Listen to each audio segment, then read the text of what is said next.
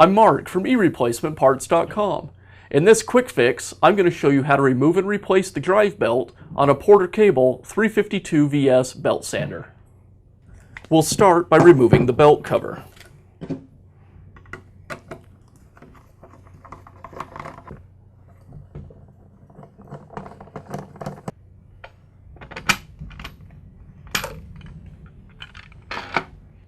Now we can remove the belt. Rotate the belt around as you apply upward pressure on the belt. This will drive it off at the pulley.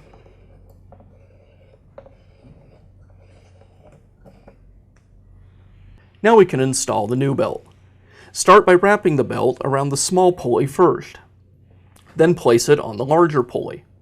Rotate the belt around and it'll draw itself down onto the pulleys. Like that.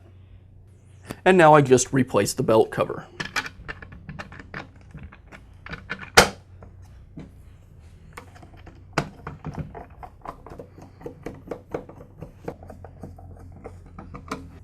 And that's how you remove and replace the drive belt on a Porter Cable 352 VS belt sander.